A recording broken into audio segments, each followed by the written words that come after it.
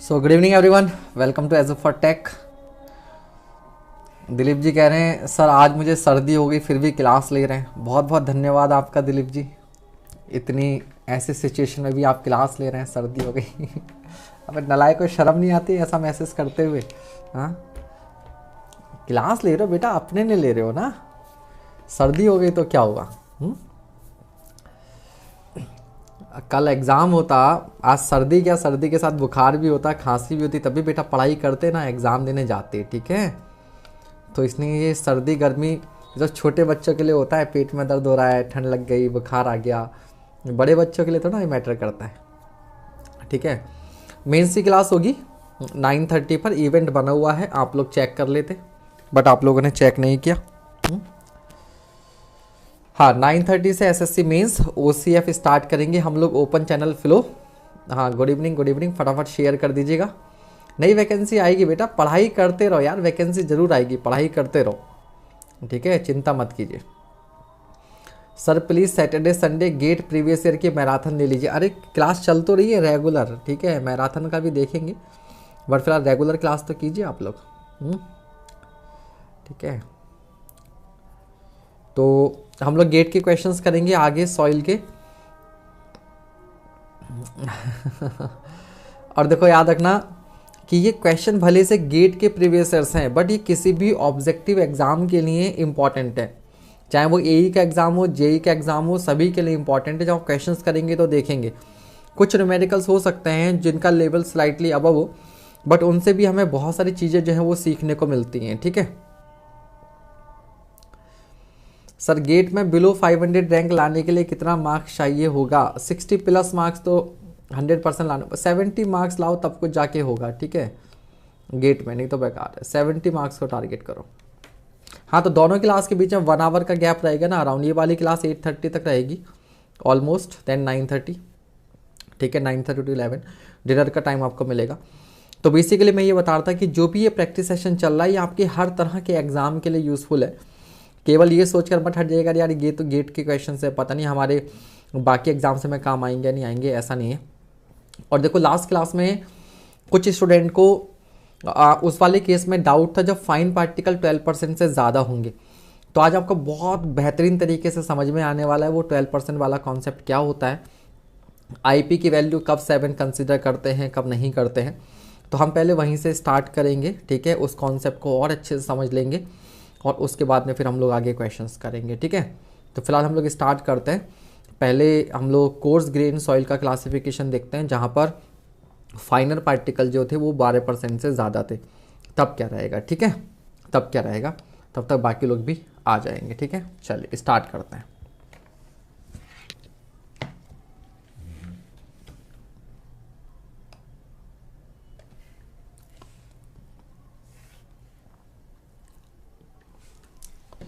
तो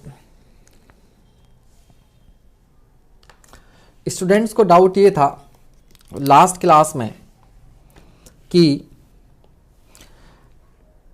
सर अगर आईपी, क्या था आपके पास डाउट ये था, कि अगर जो फाइन पार्टिकल्स हैं,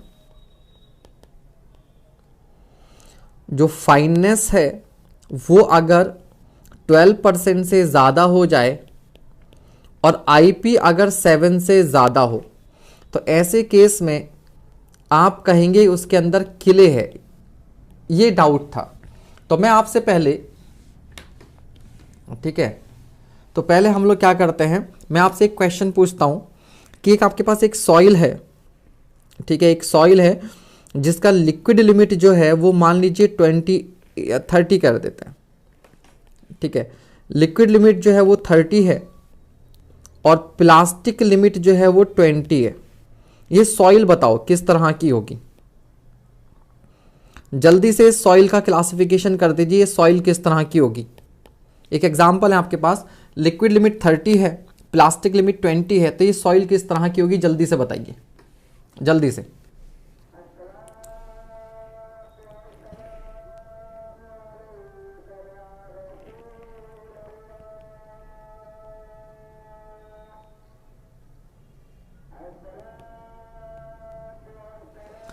हाँ जी,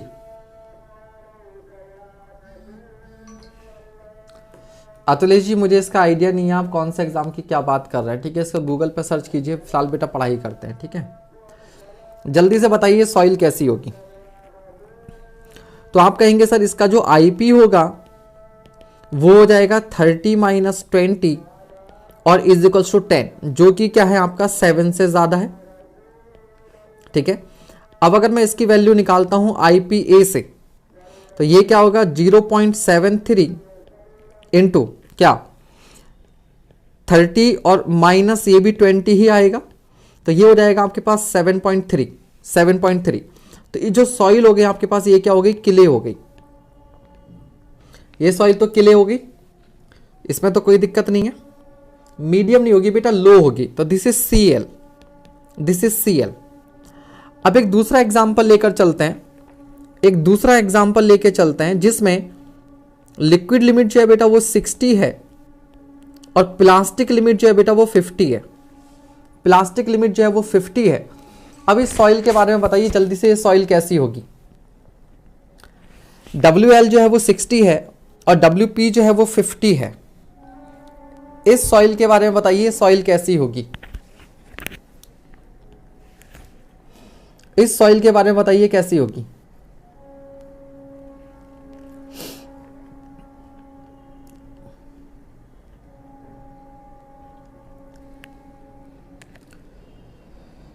good evening, good evening, time से आया कीजिए, जल्दी से आंसर कीजिए फटाफट। तो हम कहेंगे सर इसका जो आईपी होगा वो अभी भी क्या है 60 - 50 is equals to 10 and it is more than 7। Okay, now अगर मैं आईपीए लाइन से निकालूं तो क्या होगा 0.73 into 60 - 20 is equals to 0.73 into 40 and it is clearly more than क्या, मोर देन 10। साफ दिख रहा है।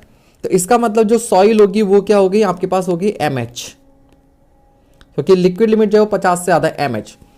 तो बेटा हमने दो केस देखे, इस वाले केस में भी आईपी की वैल्यू क्या है 7 से ज्यादा है और इसके पुराने वाले केस में भी आईपी की वैल्यू 7 से ज्यादा थी।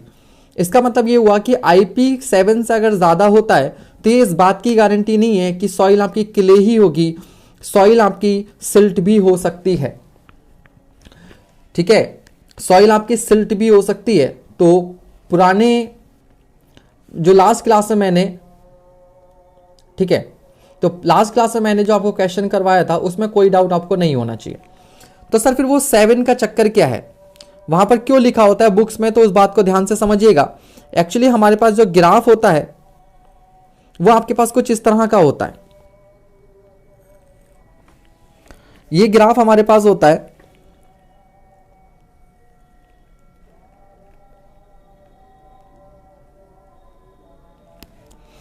this value is 4, this value is 7 and यहां पर आपके पास क्या होता है लिक्विड लिमिट होती है और इधर आपके पास क्या होता है प्लास्टिसिटी इंडेक्स होता है और ये आपके पास क्या होती है ए लाइन होती है जिसकी इक्वेशन आपको मालूम है। अब देखिए ये जो बाउंड्री वाली होती है इसको बोलते हैं हम लोग CLML, मतलब अगर आईपी की वैल्यू 7 और 4 के बीच में होता है तो CLML होता है। अब प्रॉब्लम क्या है इस बात को समझिएगा कि जो ए लाइन है, this A line is defined only for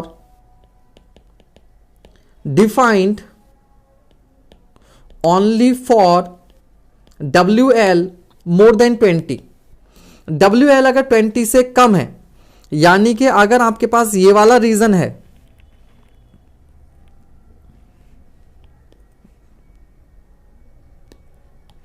तो इसके लेफ्ट साइड में आपके पास इस पूरे रीजन में ये ए लाइन डिफाइन नहीं है, ठीक है, ए लाइन डिफाइन नहीं है। तो होगा क्या, आप ध्यान दीजिएगा कि जो प्राइमरी कंडीशन है वो ये है कि यहां पर जो आपके पास होती है ये सिल्ट होती है और क्ले जो होगी वो आईपी मोर देन 7 होगा तभी क्ले होगी। तो क्ले होने की प्राइमरी कंडीशन ये है कि क्ले होने के लिए प्राइमरी कंडीशन ये है, ठीक है, क्ले होने की प्राइमरी कंडीशन ये है कि आईपी 7 से तो ज्यादा होगा ही होगा। ये एसेंशियल कंडीशन है बट नेसेसरी मतलब कंप्लीट कंडीशन नहीं है। तो अगर क्ले होगी तो आईपी की वैल्यू 7 से ज्यादा होनी ही होनी चाहिए। तो फॉर क्ले फॉर किले IP should be more than 7 and ठीक है, result should lie and result should लाई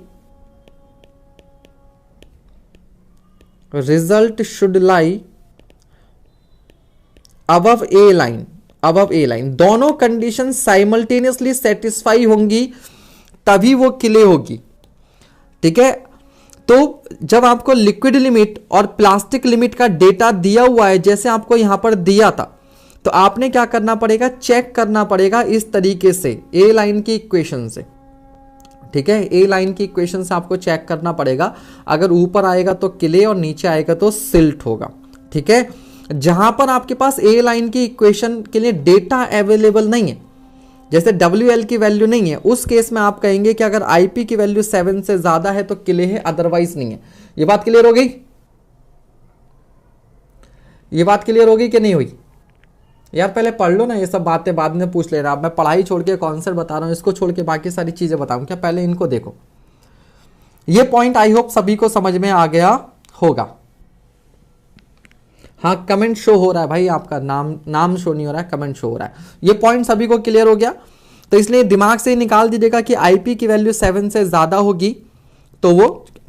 इसी तरीके से सिल्ट होने की कंडीशन ही क्या है कि IP की वैल्यू लेस देन 4, IP की वैल्यू या तो लेस देन 4 हो, या तो लेस देन 4 हो, 4 से कम हो तो आपका सिल्ट होगा, या फिर जो रिजल्ट है वो क्या होना चाहिए, ए लाइन के नीचे लाई करना चाहिए। मैंने दोनों एग्जांपल से आपको दिखा दिया। अब यहां पर ये ध्यान से पढ़िएगा, यहां पर क्या कह रहा है, इसको बोल देखिएगा। ये कौन सा केस है आपका, जब फाइन पार्टिकल जो है वो ज्यादा है 12%। देखिए जीसी मतलब क्ले ग्रेवल का होगा, कह रहा है Atterberg limits above A line, Atterberg limits above A line and, इस वर्ड पर ध्यान दीजिएगा, एंड मतलब और। तो अटरबर्ग लिमिट्स ए लाइन से ऊपर हो और साथ ही साथ IP की वैल्यू क्या हो, 7 से ज्यादा हो, तब GC होगा। दोनों both condition should be fulfilled. ठीक है, तो यानी कि हम जो क्वेश्चन कर रहे थे वो बिल्कुल सही कर रहे थे लास्ट क्लास में। आप अटरबर्ग लिमिट से ही देखोगे, अगर अटरबर्ग लिमिट ए लाइन से ऊपर आएंगी तो क्ले होगा और उससे नीचे आएगा तो सिल्ट होगा, जैसे कि हमने क्वेश्चन किए थे। इसी तरीके से यहां पर ध्यान दीजिएगा, यहां पर OR और है, सिल्ट के केस में और लगा हुआ है और क्ले के केस में एंड है। सिल्ट के केस में क्या है, या तो अटरबर्ग लिमिट्स जो है वो ए लाइन के बिलो हो, या IP की वैल्यू 4 से कम हो, या तो IP की वैल्यू 4 से कम हो, या फिर अटरबर्ग लिमिट जो है वो ए लाइन से नीचे हो, कोई सी भी एक कंडीशन, OR और, जबकि यहां पर एंड लगा हुआ है। तो मेरे ख्याल से अब आपको इसमें किसी भी तरीके का कोई कंफ्यूजन नहीं होना चाहिए। तो आगे से कभी भी इस तरह वाला क्वेश्चन आपका आ जाए, जब फाइननेस 12% से ज्यादा हो, तो आप क्या करेंगे, ए लाइन से ही कंपेयर करेंगे। अगर ए लाइन के ऊपर वैल्यू आ रही है तो आपके पास क्ले होगी, और नीचे वैल्यू आ रही है तो सिल्ट होगी। जब आपको लिक्विड लिमिट गिवन नहीं है कि आप ए लाइन से कंपेयर कर सके, बट अगर IP गिवन है और IP की वैल्यू 7 से ज्यादा है, तब भी आप कहेंगे GC, और 4 से कम है तो आप कहेंगे क्या है, सिल्ट है। ठीक है भैया, तो ये आपको क्लियर हो गया, वेरी गुड। अब एक कुछ स्टूडेंट को डाउट था, सर वो U लाइन क्या होता है, U लाइन। तो बेटा ये जो U लाइन है, U लाइन का मतलब है अपर लाइन। U लाइन का मतलब क्या है, अपर लाइन। ठीक है, अपर लाइन, और इसकी इक्वेशन भी आपको बता दी गई थी कल, अपर लाइन की इक्वेशन, और ये वैल्यू थी इसके अकॉर्डिंगली, V लाइन नहीं था, ये U लाइन था, 0.9 WL-8। तो अगर मैं इसका ग्राफ प्लॉट करूं,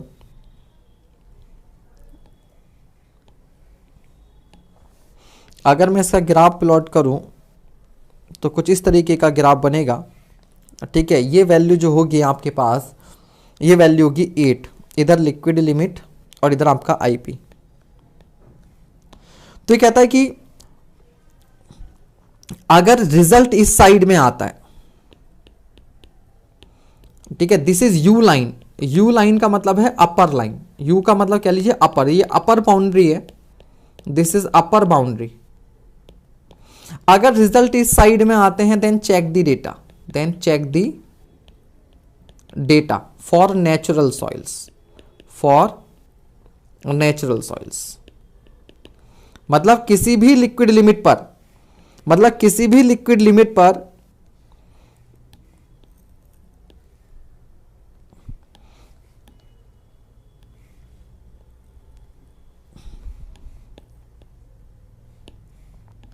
मान लीजिए कोई WL है तो this is the IP max, इससे ज्यादा IP पॉसिबल नहीं है। अगर इससे ज्यादा IP आ रहा है, इससे ज्यादा IP आ रहा है, इसका ना रिजल्ट में कुछ गड़बड़ हो सकती है, ठीक है। तो ये नेचुरल सॉइल के लिए,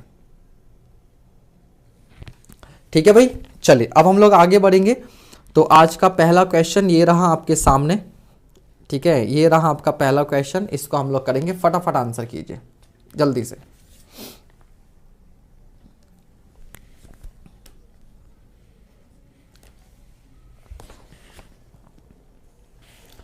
दिलीप जी वही बोल रहे हैं, यू लाइन के ऊपर कोई सॉइल एग्जिस्ट नहीं करती, मतलब उसके ऊपर अगर रिजल्ट आ रहा है, मतलब अगर उसके ऊपर रिजल्ट आ रहा है तो डेटा चेक कर लीजिए, आपने एक्सपेरिमेंट में कुछ गलती की होगी, आपने एक्सपेरिमेंट में कुछ गलती की होगी इस वजह से, ठीक है, ऐसा हो सकता है।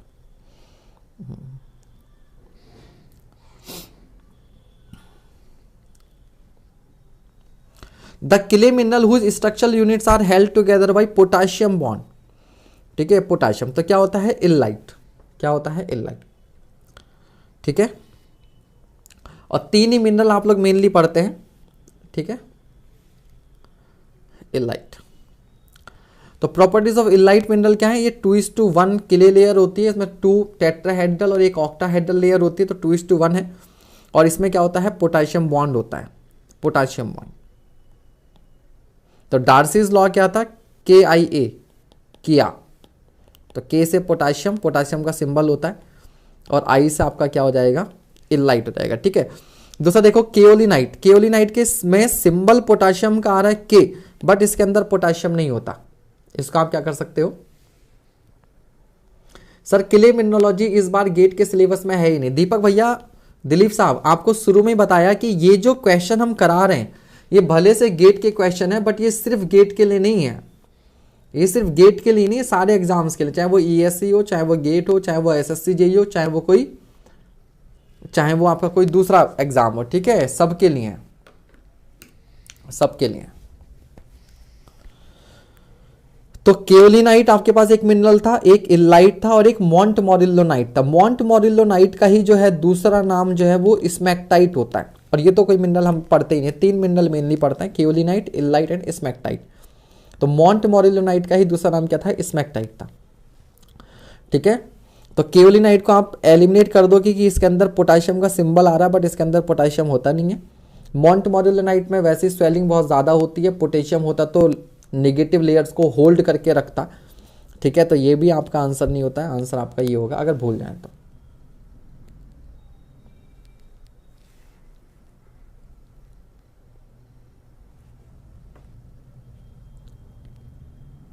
चलिए अगला सवाल, बेटा केओलिनाइट में हाइड्रोजन बॉन्डिंग होती है, हाइड्रोजन बॉन्डिंग, ना कि potassium ion.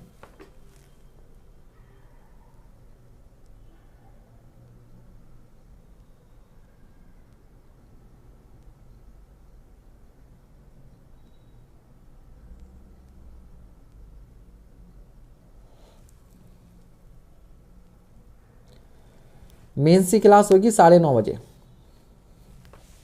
The clay mineral primarily governing the swelling behaviour of black cotton soil. तो ब्लैक कॉटन सॉइल में मेनली क्या होता है, आपके पास मॉन्ट मोरिल्लोनाइट होता है, मॉन्ट मोरिल्लोनाइट होता है, इसी की वजह से इसमें क्या होती है, स्वेलिंग होती है। नेक्स्ट क्वेश्चन,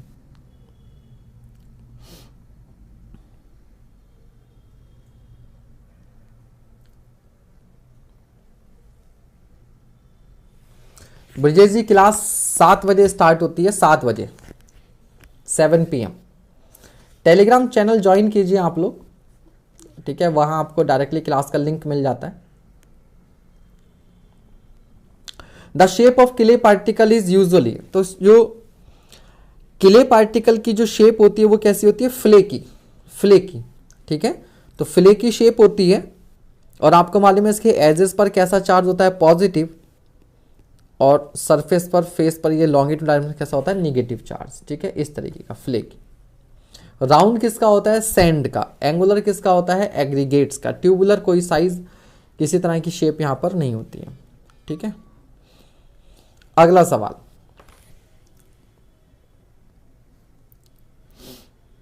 फिर से सेम क्वेश्चन है। Black cotton soil exhibits large swelling and shrinkage due to presence of the following clay mineral. Again answer क्या होगा आपका, मोंटमोरेलोनाइट होगा, ठीक है। और मोंटमोरेलोनाइट का ही दूसरा नाम क्या है आपके पास, स्मैक्टाइट है। It has largest specific surface among clay mineral, ठीक है। तो पर यूनिट मास या पर यूनिट वॉल्यूम इसका सरफेस एरिया क्या होता है, सबसे ज्यादा होता है। अगला question,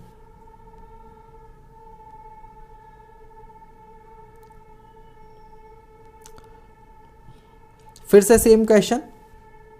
the swelling nature of black cotton soil is montmorillonite. ये क्वेश्चन कीजिए, इन्हें नए सवाल ही नहीं मिले, सेम क्वेश्चन बार बार रिपीट।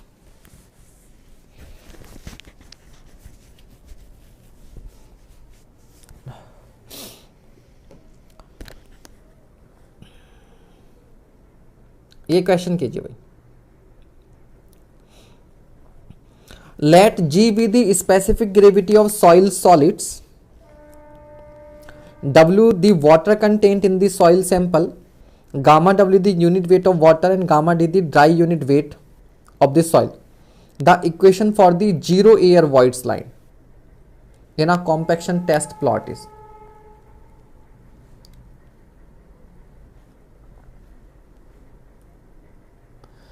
ठीक है हर्ष, करते हैं, ठीक है, फिलहाल ये पढ़िए अब, ठीक है। तो देखिए equation for the zero air voids line का मतलब क्या है, इस बात को समझते हैं पहले हम लोग। आपको मालूम है जब हम लोग प्रॉक्टर टेस्ट करते हैं तो उसमें हम लोग क्या करते थे, इधर लेते थे गामा डी और इधर होता था हमारे पास क्या, वाटर कंटेंट। तो इससे हमें क्या मिलता था, एक ग्राफ मिलता था इस तरीके का, और ये जो वाटर कंटेंट होता था इसको हम बोलते थे OMC, ऑप्टिमम मॉइस्चर कंटेंट। तो अलग अलग वाटर कंटेंट पर और अलग अलग कॉम्पैक्टिव एफर्ट पर हमें क्या मिलेगा, कुछ डिफरेंट ग्राफ्स मिलेंगे।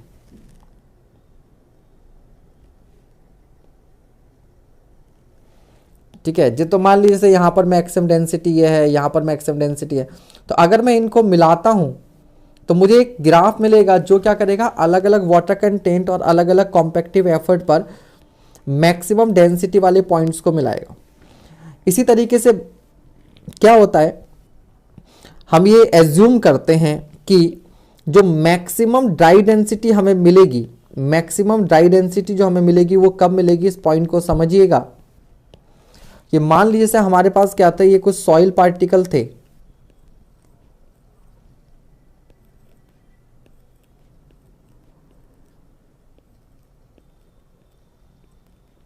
ये कुछ सॉइल पार्टिकल थे और इनमें क्या है, कुछ मॉइस्चर है, क्या है, कुछ मॉइस्चर है और कुछ एयर है। यानी कि अगर मैं इसका 3 फेज डायग्राम बना दूं तो ये हमारे पास सॉलिड हो गया और यहां हमारे पास क्या हो गया, ये एयर हो गया, ये वाटर हो गया और ऊपर क्या हो गया, एयर हो गया। अब हमने क्या किया, इस पर कुछ कॉम्पैक्टिव एफर्ट लगाया। कॉम्पैक्टिव एफर्ट लगाने से क्या होता है, ये जो पार्टिकल्स होते हैं दे गेट्स रीअरेंज। ये पार्टिकल्स क्या होते हैं, रीअरेंज होते हैं। रीअरेंज होने से वॉइड्स जो है वो डिक्रीज करते हैं, यानी कि वॉइड रेशियो क्या करता है, डिक्रीज करता है। और ये जो वॉइड रेशियो डिक्रीज करता है तो जो एयर होती है वो एक्सपेल आउट कर जाती है, जो एयर हो जाएगी वो बाहर चली जाएगी और जो भी वॉइड्स हैं उनको पूरी तरीके से कौन भर देगा, वाटर भर देगा। यानी कि ये आपकी जो सॉइल है वो जस्ट क्या हो जाएगी, सैचुरेटेड हो जाएगी सेम वाटर कंटेंट पर।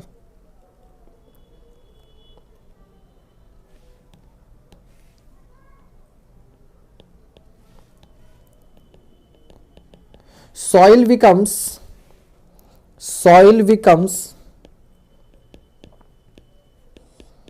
100% saturated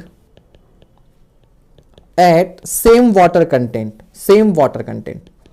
तो ऐसा कैसे हुआ, क्योंकि एयर बाहर निकल गई और वॉइड्स क्या हो गए, डिक्रीज कर गए, वॉइड्स क्या हो गए, डिक्रीज कर गए। यानी कि इस समय आपके पास क्या हो गया, जो एयर वॉइड थे वो जीरो हो गए और जो डिग्री ऑफ सैचुरेशन है, इसका मतलब Na की वैल्यू जो है वो जीरो हो गई और आपका जो डिग्री ऑफ सैचुरेशन है वो आपका क्या हो गया, 100 हो गया, 100 हो गया। अच्छा एक बात बताओ, अगर मैं बोलता हूं percentage air void is equals to 10 and degree of saturation 90, क्या ये दोनों बातें सेम है?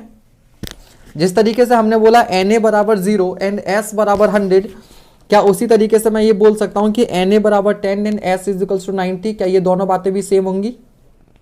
10% एयर वॉइड हो और 90% सैचुरेशन हो, क्या ये बात सेम है? जिस तरीके से हम लोग 0 एयर वॉइड और 100% सैचुरेशन के लिए बोल देते हैं, बताइए जरा, क्या दोनों में कुछ डिफरेंस है?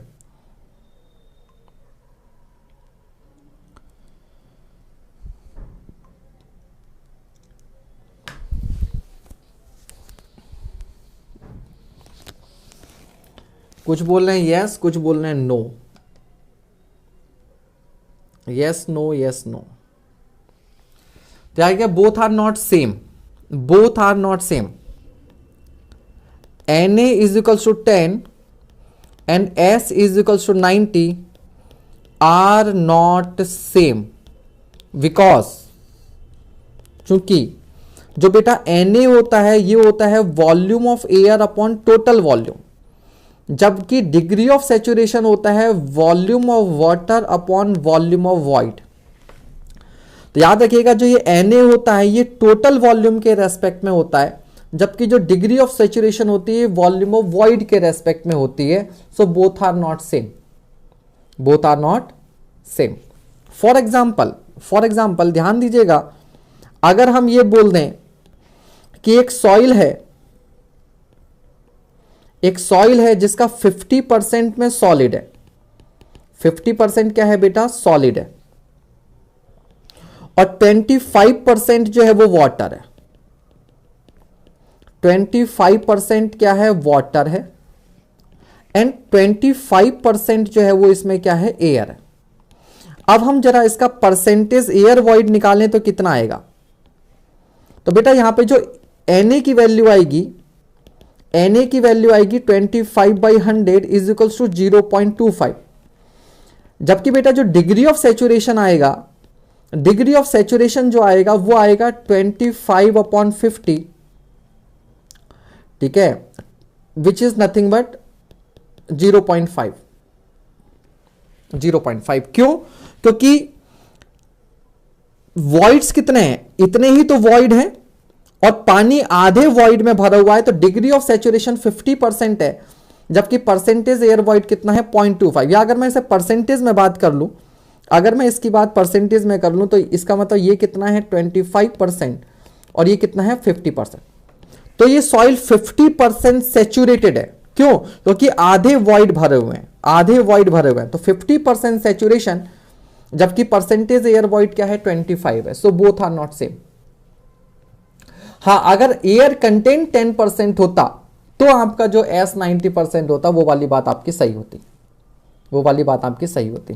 तो आई होप ये पॉइंट भी आपको क्लियर हो गया होगा, ठीक है। तो केवल और केवल एक केस के लिए एयर वॉइड जब 0 होता है तब हम डिग्री ऑफ सैचुरेशन को 100 ले सकते हैं, both are same, both are same, ठीक है। तो हम लोग क्या करेंगे कि गामा डी का फॉर्मूला क्या होता है, ये होता था हमारे पास G gamma W upon 1 + E। अब for 0 air void Na is equal to 0, S की वैल्यू ले सकते हैं हम 1, और SE बराबर क्या होता है बेटा, ये होता है आपके पास WG। तो हम लोग गामा डी को क्या लिख सकते हैं, G gamma W upon 1 + WG लिख सकते हैं, है ना। Na की वैल्यू 0 तो S की वैल्यू 1, तो S इज इक्वल टू 1 लिखूंगा तो E की जगह WG, यहाँ पर WG पुट कर देना, तो गामा डी आ जाएगा G gamma W upon 1 + WG। तो यहाँ पर क्या हो गया क्वेश्चन में, मेरे ख्याल से ऑप्शन ए हो जाएगा, गामा डी बराबर G gamma W upon 1 + WG, 1 + WG। Any doubt? ठीक है, तो कोई डाउट आपको यहां तक नहीं होना चाहिए, ठीक है। अगला सवाल पढ़िए, सवाल पढ़िए और आंसर कीजिए। सवाल पढ़िए और आंसर कीजिए। मैं आपको क्वेश्चंस के थ्रू ही ना, अभी गेट के क्वेश्चंस कर रहे हैं, जब गेट का मटेरियल खत्म हो जाएगा तो फिर हम लोग इंजीनियरिंग सर्विसेज का स्टार्ट करेंगे, ठीक है। इसी तरीके से पीरी के क्वेश्चंस के थ्रू ही इतना कुछ सीख लेंगे हम, कितना हमने थ्योरी से ना सीखा होगा।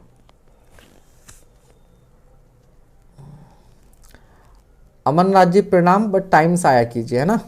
चलिए 7 बजे क्लास होती है आप लोगों की, 7 PM।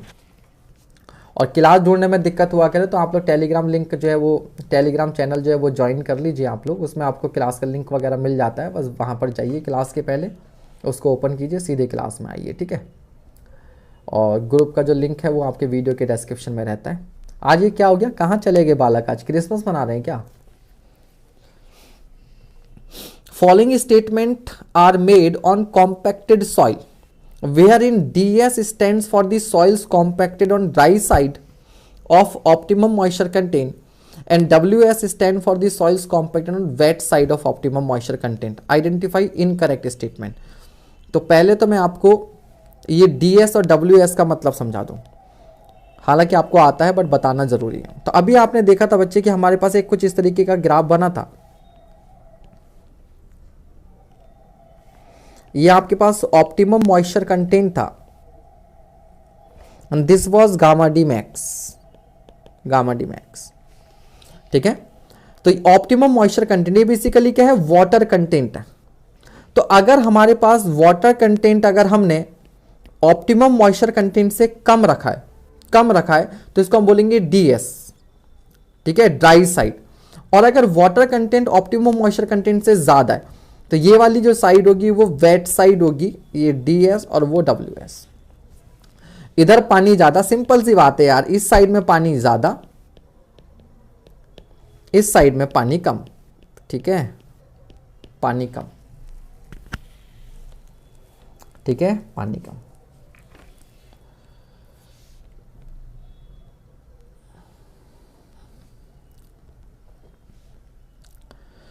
तो सवाल ये कह रहा है आपके पास, soil structure is flocculated on dry side and dispersed on wet side, ठीक है। तो फ्लोक्यूलेटेड एंड डिस्पर्स्ड स्ट्रक्चर क्या होते थे, तो आपको बताया था कि जो जनरली क्ले पार्टिकल्स होते हैं इनके इस साइड में पॉजिटिव चार्ज होता है और सरफेस पर क्या होता है, निगेटिव, ठीक है।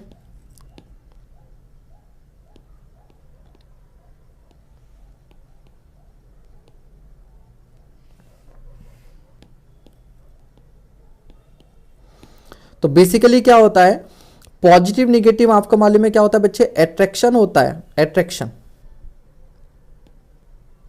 और फ्लॉक्स का मतलब होता है गुच्छे बन जाना, फ्लॉक्स का मतलब क्या होता है, गुच्छे बन जाना।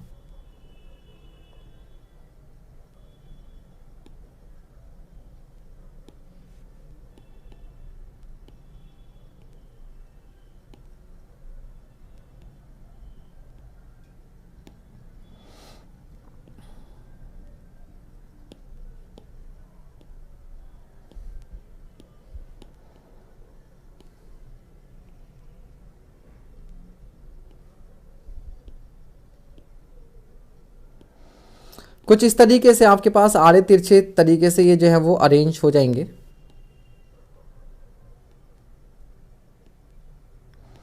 ठीक है। तो ये आपके पास होता है फ्लोक्यूलेटेड।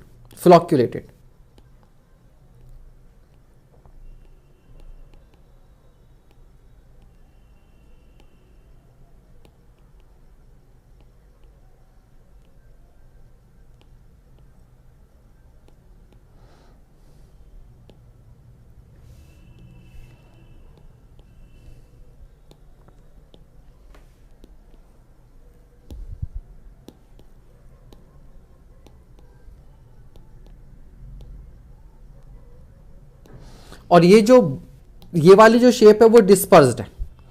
तो आप देख रहे हैं डिस्पर्स में क्या होता है बेटा, जो रिपल्सिव फोर्सेस होते हैं वो प्रीडोमिनेट करते हैं। इसमें क्या होता है, रिपल्सिव फोर्सेस प्रीडोमिनेट करते हैं। इस वजह से इस स्ट्रक्चर, इस फॉर्म में लाने के लिए हमें एक्सटर्नल लोड बहुत ज्यादा अप्लाई करना पड़ता है। जब बहुत हाई लोड अप्लाई होगा तब ये इस फॉर्म में आ पाएंगे, लेकिन जब ये इस फॉर्म में आते हैं तो क्या होता है, इनके बीच का स्पेस जो है वो कम हो जाता है। जिससे परमेबिलिटी जो है वो डिक्रीज कर जाती है, लेकिन रिपल्सिव फोर्सेस की वजह से इसकी जो शेयर स्ट्रेंथ होती है वो कम होती है।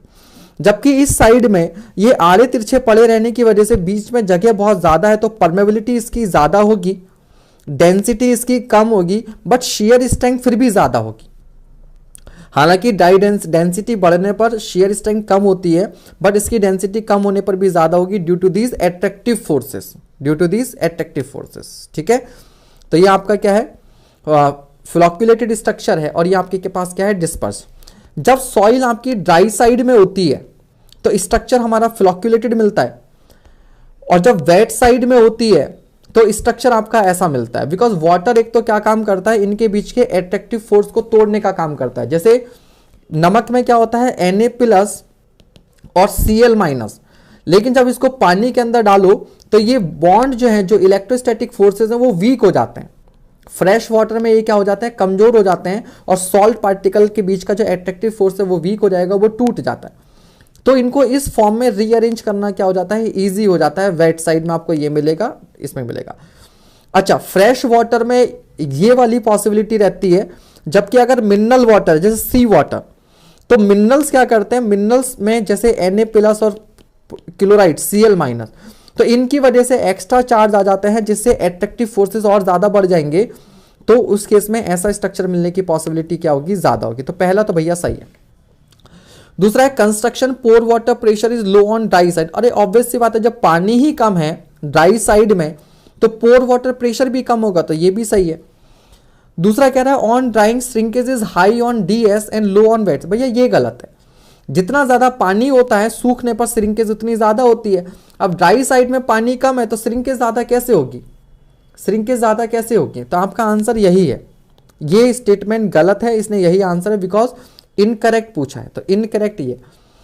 डी कह रहा है on access to water swelling is high on dry side and less on wet side. सही बात है, इधर पानी क्योंकि कम है तो इसकी पानी को सोखने की टेंडेंसी ज्यादा होगी, तो इसकी स्वेलिंग भी ज्यादा होगी।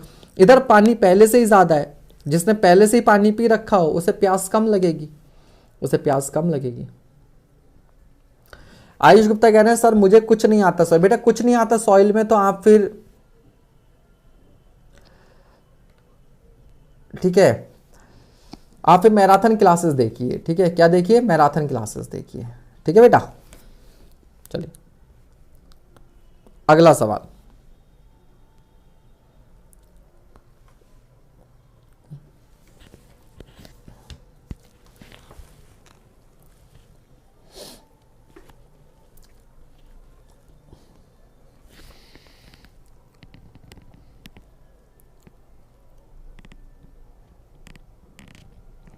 सवाल पढ़ लिया?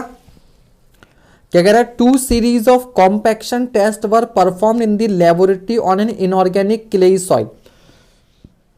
किसी इनऑर्गेनिक क्ले सॉइल पर आपने 2 टेस्ट किए, employing 2 different levels of compaction energy. दोनों में जो हथौड़ा इस्तेमाल किया गया वो अलग, एक में हल्का एक में भारी, पर unit volume of soil. With regard to the above test the following 2 statements are made. कह रहा था optimum moisture content is expected to be more for the test with higher energy. अगर एनर्जी हाई लगाओगे तो OMC ज्यादा होगा। गलत है ये, दिस इज फॉल्स। क्यों? क्योंकि जब हथौड़ा भारी होगा तो कम वाटर कंटेंट पर भी मैक्सिमम डेंसिटी आपको मिल जाएगी। ठीक है, the maximum dry density is expected to be more for the test with. ये वाली बात सही है, एनर्जी जितनी ज्यादा डाई डेंसिटी उतनी ही ज्यादा मिलेगी। इनफैक्ट अगर हम ग्राफ भी बनाते हैं तो अगर पहले ग्राफ हमको ये मिलता है, ये आपके पास ऑप्टिमम मॉइस्चर कंटेंट है और ये हमारे पास गामा डी है। ठीक है, दिस इज लाइट वेट, हल्का हथौड़ा हमने यहां पर इस्तेमाल किया। अगर हम भारी हथौड़ा इस्तेमाल करते हैं तो ग्राफ ऐसा बनता है। मतलब क्या हो गया, जो ऑप्टिमम मॉइस्चर कंटेंट है वो डिक्रीज कर गया, बट डेंसिटी जो है वो इंक्रीज कर गई। ठीक है, this is heavy test, heavy.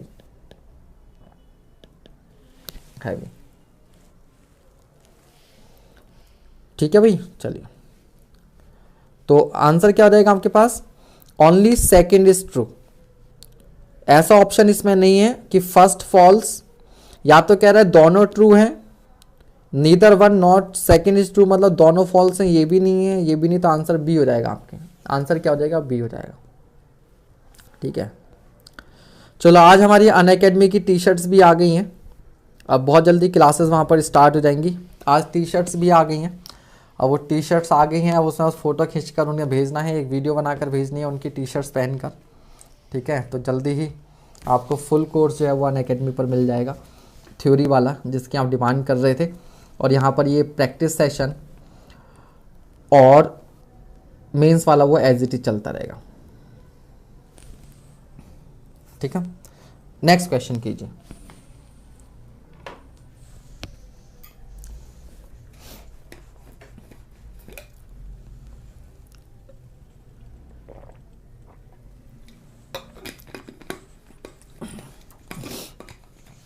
Same question repeated हो गया,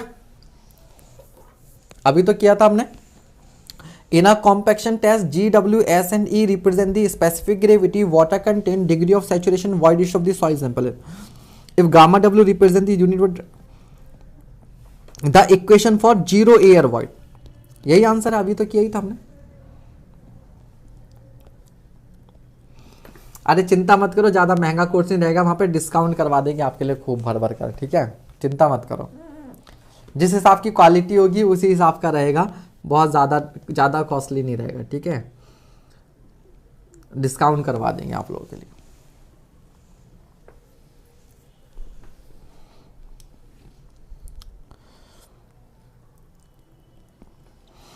अगला सवाल,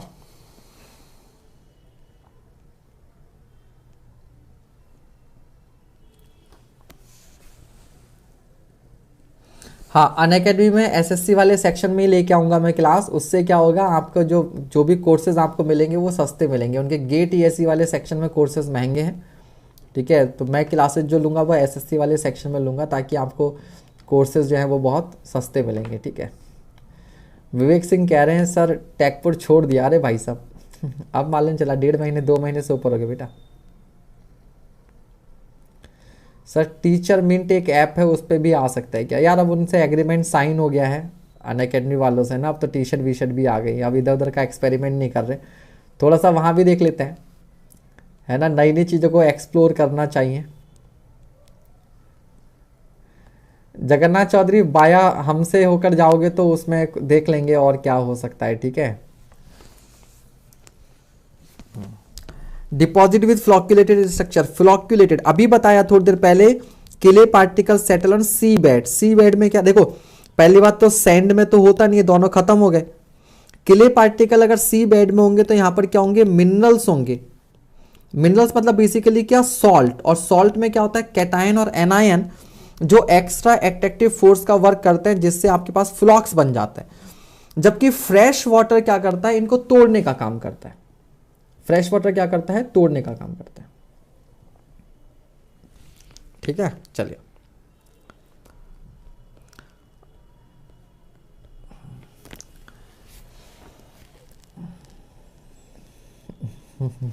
बाकी हाँ PWD ज्वाइन कर लेंगे तो उसके बाद फिर दोबारा फ्री सेवा में आ जाएंगे। ठीक है, ये चैनल बेटा एज इट इज चलता रहेगा, ये चैनल चलता रहेगा। ठीक है, ये चैनल बंद नहीं होगा, ये चलता रहेगा, मैं इस पर एज इट इज क्लासेस लेता रहूँगा। ठीक है, जैसे चल रहा है दोनों साथ में चलेंगे। ठीक है, आपके जो बैच स्टार्ट किए वो एज इट इज चलते रहेंगे, आपको कोई दिक्कत कोई समस्या नहीं आएगी। Compaction by vibratory roller is the best method of compaction in case of, ठीक है, moist silty sand, well graded dry sand, clay of medium. ठीक है, तो वेल ग्रेडेड ड्राई सैंड, ठीक है, तो ड्राई सैंड हो और वेल ग्रेडेड हो, इसके लिए आपका वाइब्रेटरी रोलर जो है वो बेस्ट होता है। Answer is B. नहीं तमरा इग्नोर नहीं कर रहे हैं भाई, तुम्हारा पढ़ लिया मैंने ठीक है, चलो अगला सवाल पढ़ो।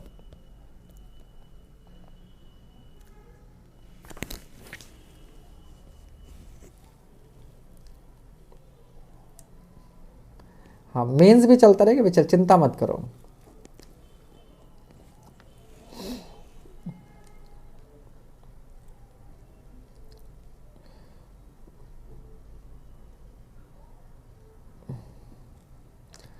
दीपक कुमार कह रहे हैं जॉब मिल जाती है तो टाइम नहीं मिल पाता, काम का वर्कलोड होता है। बेटा वो तब दिक्कत होती है आपका कंटेंट तैयार ना हो। हमारा कंटेंट तो सारा तैयार है, हमें तो आके बस क्लास लेनी रहेगी, ठीक है।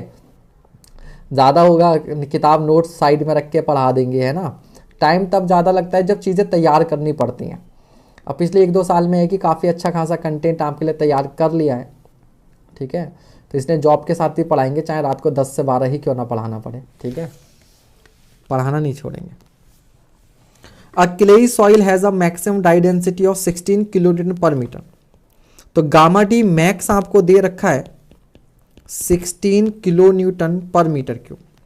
एंड ऑप्टिमम मॉइस्चर कंटेंट आपको दे रखा है 12% का। A contractor during the construction of core of an earth dam obtain the dry density. Dry density मिल गई 15.2 kilo newton per metre cube. बहुत बढ़िया, ये तो वेरी क्लोज है।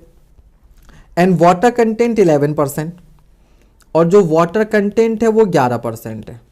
ये डेटा हमारे पास है,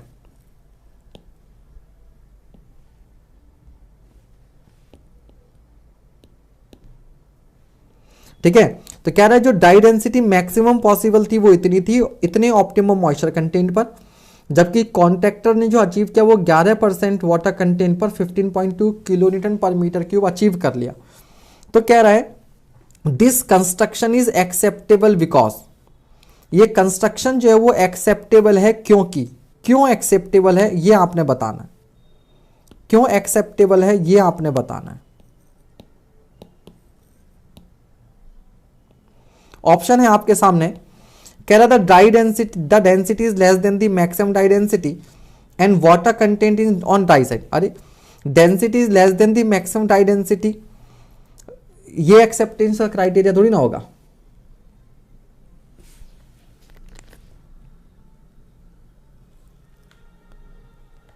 ठीक है, चलिए दूसरा कह रहा था compaction density is very low. अरे कहाँ वेरी लो, तो बिल्कुल क्लोज है। The compaction is done on the dry side of the optimum. केवल ड्राई साइड पर हमने किया है ये थोड़ा ना है, ड्राई साइड पर करने से तो डेंसिटी कितनी कम भी आ सकती, तो ये भी नहीं होगा। डी कह रहा है both the dry density and water content of the compacted soil are within the desirable limit. हमें ए और डी में देखना है क्या है। The density is less than the maximum dry density. Less, अगर ये वाली बात करें कि मैक्सिमम से कम है तो बेटा कम तो कितनी भी हो सकती थी, तो ये भी नहीं होना चाहिए। कम तो अगर 10 भी होती तो भी कम होती, तो ये थोड़ी ना। D option both the dry density and water content of the compact soil with in the desirable limit. Desirable limit क्यों? क्योंकि हमें भी मालूम है कि ये जो वैल्यू होती है थ्योरेटिकल होती है, इसको फील्ड में अचीव नहीं किया जा सकता। वो फिर भी बहुत क्लोज डेंसिटी उसने अचीव की है, और जो वाटर कंटेंट है वो भी ऑप्टिमम के आसपास ही है। ठीक है, क्लियर हो गया? ठीक। दीपक कुमार कह रहे हैं सर टाइम टेबल बता दीजिए, 1 महीने में पूरा गेट के लिए नहीं हो पाएगा। It's my opinion. बिल्कुल आपका ओपिनियन एकदम 100% राइट है कि 1 महीने में गेट का 100% तो नहीं होगा यार। 4 साल का बीटेक का सिलेबस होता है बेटा, 1 महीने में नहीं हो पाएगा, ये बात बिल्कुल सत्य है। लेकिन हम लोग क्या कर रहे हैं, जैसे हमें मालूम है कि सॉइल का वेटेज बहुत ज्यादा आता है, तो सॉइल के क्वेश्चंस करेंगे। इसके बाद में हाईवे के क्वेश्चंस काफी आते हैं ज्योमेट्रिक डिजाइन से, उसको करेंगे। सर्वे के क्वेश्चंस करेंगे, जितना हो सकता है उतना करेंगे। 100% का तो मैंने वादा किया भी नहीं है, ठीक है। इसी तरीके से स्ट्रक्चर वगैरह में जैसे इंडिटर्मिनेसी वगैरह हो सकता है, उसको कर सकते हैं। बाकी सोम, स्ट्रक्चर, आरसीसी, स्टील और आपका मैकेनिक्स, एफएम, इनके गेट और इंजीनियरिंग सर्विसेज के क्वेश्चन में ऑलरेडी करवा चुका हूं, सारे क्वेश्चंस ऑलरेडी करवा चुका हूं, ठीक है। तो आप सभी समझदार हैं, आपको ही मालूम है 1 महीने में ऑब्वियस सी बात नहीं हो सकता, लेकिन आपको खुद से भी तो पढ़ना रहेगा ना, खाली मेरे भरोसे मत बैठिए। मैं आपको क्या करा रहा हूं, जिन चीजों का वेटेज ज्यादा है उनको कराने की कोशिश करूंगा। कंप्लीट सॉइल कवर करेंगे, कंप्लीट, ठीक है। बाकी थोड़ा सा आप साइड से कीजिए, हमारे पुराने लेक्चर्स देखिए जो टेकपुर पर पड़े हुए हैं, वहां के भी आप लेक्चर्स देखिए, वहां से आपको बहुत हेल्प मिलेगी। आप पूरी थ्योरी मत देखिए, केवल क्वेश्चन वहां से कीजिए। उसमें सारे स्ट्रक्चर, सोम के सारे गेट के और ईएस के क्वेश्चंस करवा रखे हैं, ठीक है। हाँ, तो मैं उन पोर्शंस को लेके चलूंगा आपका जो मैंने अभी तक नहीं पढ़ाए हैं या जहां का वेटेज ज्यादा है उनको, ठीक है, ताकि आपको एक कंप्लीट कवरेज जो है वो मिल जाए, ठीक है भाई। तो कोई भी इस भुलावे में मत रहिएगा, है ना। आप सभी समझदार हैं, बीटेक किया है आप लोगों ने, जानते हैं आप लोग की सिलेबस कितना है और कितने कम टाइम में हमें करना है, ठीक है। हाँ ठीक है, फाउंडेशन भी कवर होगा बालक। फाउंडेशन जब सॉइल स्टार्ट किए तो सॉइल के सारे चैप्टर्स करेंगे, ऑब्वियस सी बात है। ठीक है, अभी मैराथन क्लासेस में मैंने भर भर कर क्वेश्चंस कराए हैं आपको काफी सब्जेक्ट्स के ना। मेंस की क्लास 9:30 बजे होगी, आज ही होगी 9:30 पर। मेंस की क्लास 9:30 पर आज ही होगी। ठीक है, चलिए अगला सवाल कीजिए फटाफट।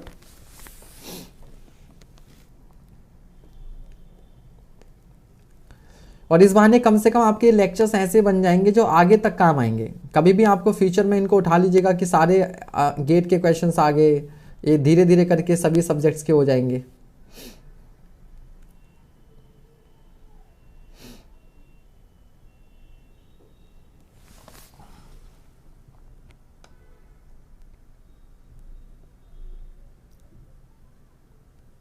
सॉइल, एनवायरो, हाइड्रो, हाँ ठीक है, तो हो जाएगी। 3 सब्जेक्ट तो करवा ही देंगे, 3 सब्जेक्ट तो इजीली हो जाएंगे गेट तक। सॉइल, इसके बाद हाईवे करवा देंगे, फिर एनवायरमेंट करवा देंगे। ठीक है, गेट के सारे क्वेश्चंस करवा देंगे। चलो, in a compaction test as the compaction effort is increased the optimum moisture content decrease करता है। कॉम्पैक्शन एफर्ट बढ़ेगा तो कम वाटर पर भी हो जाएगा। बेटा गेट का मैंने, मैथ्स का मैंने बता दिया, मेरे ही लेक्चर्स पड़े हुए हैं एग्जामपुर चैनल पर, एग्जामपुर पर। उसमें कंप्लीट कैलकुलस और कंप्लीट प्रोबेबिलिटी है, केवल मैट्रिक्स नहीं है। और बहुत अच्छे लेक्चर्स हैं, बिल्कुल बेसिक से जीरो से पढ़ा रखा है, उनसे आपको बहुत हेल्प मिलेगी। आप देखना स्टार्ट कीजिए वहाँ से। और बहुत कम लेक्चर्स में करवा रखा है, 17-18 लेक्चर्स में कंप्लीट कैलकुलस है और 5-6 लेक्चर्स में कंप्लीट जो है आपका प्रोबेबिलिटी है। अभी से भी देखना स्टार्ट करेंगे, ईजिली हो जाएगा। अगला सवाल, राइट ट्रू और false, the measure of soil compaction is its wet density.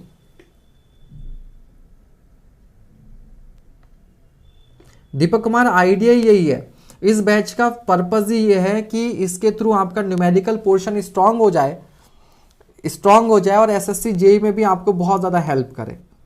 ठीक है, मेन पर्पज इस बैच का यही है। Batch as it is continue रहेगा ताकि आपको एसएससी जेई और दूसरे एग्जाम में जहां न्यूमेरिकल्स में दिक्कत होती है या थोड़ी ज्यादा कॉन्सेप्चुअल क्वेश्चन में दिक्कत होती है, वो आपकी क्लियर हो जाए।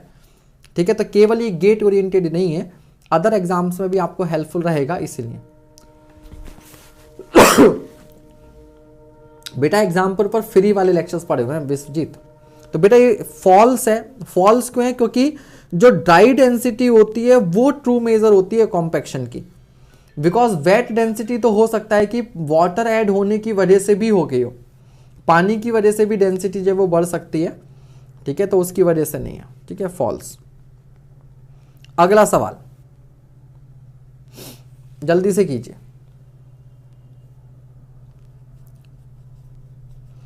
बाकी आप लोग कोशिश क्या की, जो सारी बातें ना क्लास के, अगर आप बाद में क्या करें, मैं रुकता हूं 5-10 मिनट क्लास के बाद भी, तब आप ये सारी बातें क्या करो, ताकि अभी ना क्लास के बीच में डिस्टर्बेंस ना हुआ करे। चलिए, the unit weight of a soil eight 0 air voids depends on, क्या आंसर होगा इसका?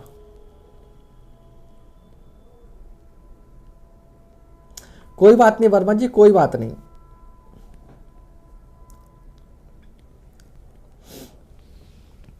तो बेटा अभी हमने पढ़ा था गामा डी क्या था, 1 minus N A G gamma W upon 1 plus W जी।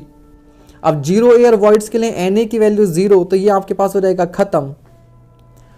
और क्या बचेगा, जी gamma W upon 1 plus W. ऐसे भी कर सकते थे। और दूसरा गामा डी बराबर G gamma W upon 1 plus e होता है। 0 एयर वॉइड मतलब 100% डिग्री ऑफ सेचुरेशन, तब भी यहां पर क्या आता है 1 प्लस डब्ल्यू जी। तो हम लोग क्या देख रहे हैं कि स्पेसिफिक ग्रेविटी पे भी डिपेंड कर रहा है, वाटर कंटेंट पर भी डिपेंड कर रहा है और गामा डब्ल्यू पर भी, यानी कि सब पर डिपेंड कर रहा है। तो ऑल ऑफ दी अब ध्यान दीजिएगा, डाई सॉइल है लेकिन डिपेंड कर रही है वाटर कंटेंट पर। ठीक है, जबकि डाई सॉइल में वाटर कंटेंट 0 होगा। ठीक है, चलिए अगला सवाल, नेक्स्ट क्वेश्चन।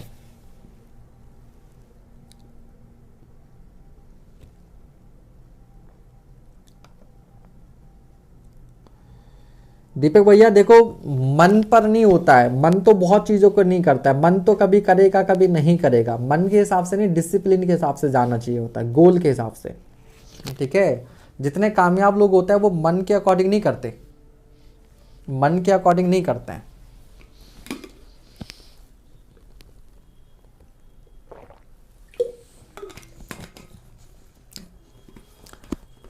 नीलेश यादव भैया, अब जितना बैकग्राउंड म्यूजिक आएगा उतना आएगा भाई, है ना, उसमें कुछ किया नहीं जा सकता फिलहाल। हालांकि एक दो दिन में अभी सिस्टम थोड़ा मैं चेंज करने वाला हूँ, तो OBS के थ्रू क्लास लेंगे तो चेंज हो जाएगा, तो जो है वो साउंड पॉल्यूशन थोड़ा सा कम होगा।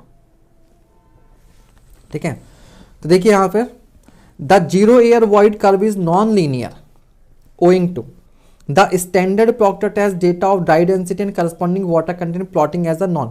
ये आंसर क्यों नहीं है? क्योंकि दिस इज प्रैक्टिकल वैल्यू। ये जो वैल्यूज होती हैं ऑप्शन ए में जो वो एग्जैक्ट होता है, जबकि जो जीरो एयर वॉइड लाइन होती है वो आपका थ्योरेटिकल होता है। बोथ आर नॉट सेम, तो आंसर ए तो होगा ही नहीं। हालांकि दोनों लगभग पैरेलल होती हैं, दे आर नॉट सेम, इसलिए answer is not A. The dry density at 100% saturation being a non linear function of the void ratio. ठीक है, तो गामा डी बराबर हमने क्या पढ़ा था अभी, जी गामा डब्ल्यू अपॉन 1+E। अब आंसर तो यही है, प्रॉब्लम क्या है, इसने यहां पर वॉइड रेशो बोला है, लेकिन हमें मालूम है कि अगर वॉइड रेशो का नॉन लीनियर फंक्शन है तो ई को जब मैं WG लिखूंगा तो ये वाटर कंटेंट का भी नॉन लीनियर फंक्शन बन जाएगा। तो gamma d is a non linear function of void ratio and in that term it is a non linear function of water content, and जिससे gamma d versus W graph भी क्या बनेगा, non linear बनेगा, क्योंकि ये upon में है। ये क्या है, अपॉन में है। OBS एक सॉफ्टवेयर है बालक, ठीक है, मतलब अभी तक आईपैड के थ्रू पढ़ा रहे थे ना, अभी वो OBS सॉफ्टवेयर के थ्रू पढ़ाएंगे। ठीक है, टैब को यूज़ करते हुए, तो उसमें स्क्रीन पर फोटो भी आ सकेगा, स्क्रीन भी बड़ी हो जाएगी और नॉइज़ पोल्यूशन भी जो है वो कम होगा, मतलब बैकग्राउंड साउंड जो है वो कम आएंगी उसमें अभी, लेकिन एक दो दिन का टाइम लगेगा। ठीक है, एक लैपटॉप ऑर्डर किया है एक्चुअली, तो वो कल परसों में आ जाएगा। ठीक है, फिर तो the water content alternate during compaction, ये भी नहीं, ये भी नहीं, आंसर आपका क्या है, बी है। ठीक है, अगला सवाल,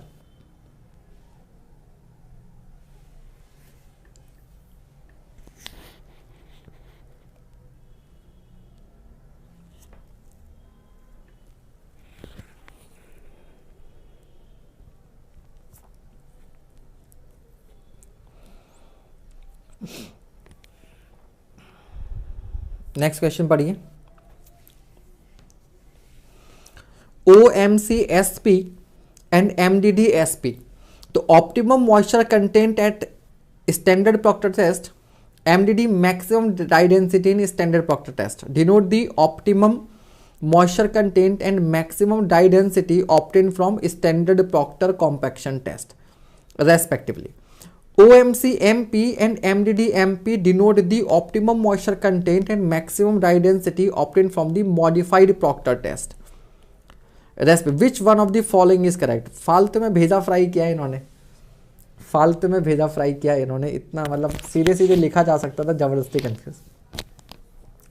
न्यू ईयर शॉपिंग चल रही है, नहीं न्यू ईयर शॉपिंग नहीं चल रही है, आपको पढ़ाने के लिए और सिस्टम को कैसे बेटर किया जाए इसकी कोशिश कर रहे हैं, है ना। समय के साथ चीज़ों को इम्प्रूव करना चाहिए। ठीक है,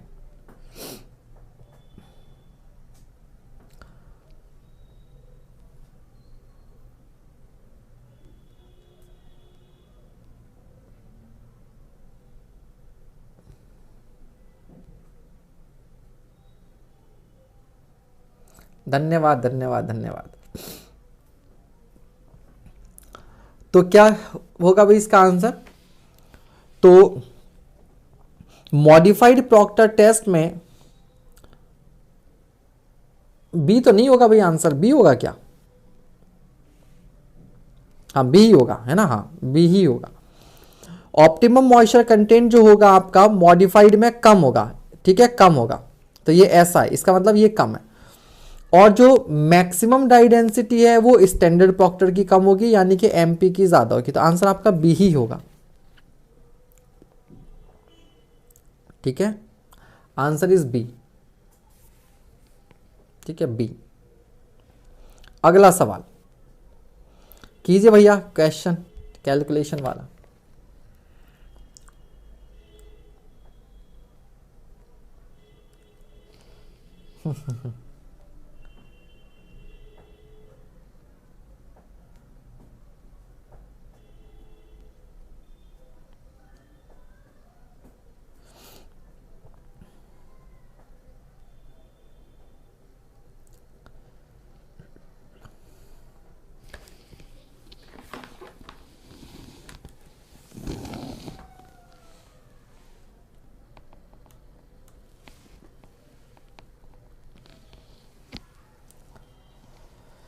हाँ जी, in a standard Proctor test 1.8 kg of moist soil was filling the mold, volume 944 cc. After compaction, a soil sample weighing 23 gram was taken from the mold and oven dried for 24 hours. Oven dry आ गया तो समझ जाओ water content निकालने के लिए ड्रामा क्या होगा, एट अ टेम्परेचर ऑफ इतना. Weight of the dry sample was found to be 20 gram, specific gravity G इतना. The theoretical maximum value of the dry unit weight of the soil at the water content is equal to. ठीक है, हाँ जी कीजिए सवाल को जल्दी से फटाफट. सबसे पहले आंसर का मैं वेट करूंगा, उसके बाद फिर मैं करवाऊंगा. पहला आंसर आ जाए कौन करेगा फिर मैं बताता हूं.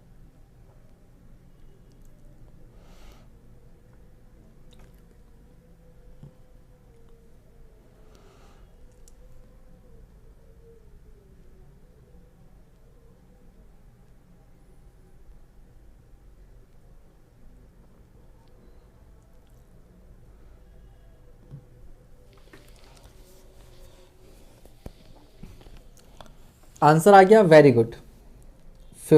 आंसर डी बिल्कुल सही जवाब. आंसर डी ही आएगा. ठीक है, आंसर डी ही आएगा.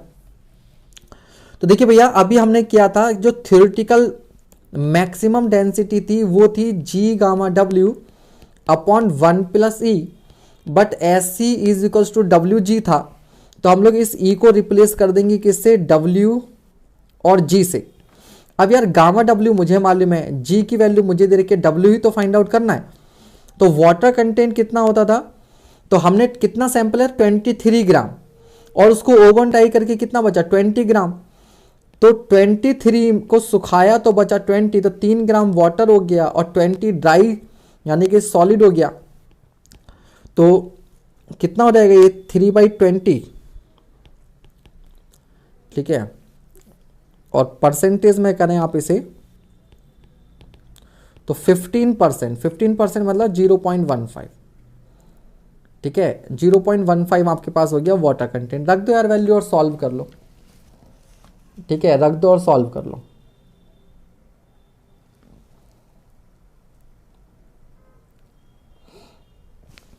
ठीक है, तो बस. और जी की वैल्यू कितनी है आपके पास, 2.7 है.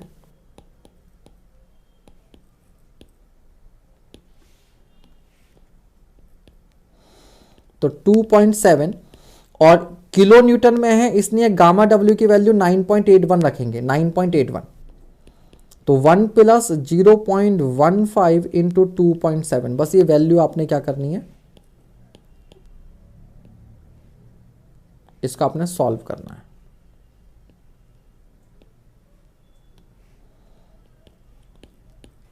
Answer is D.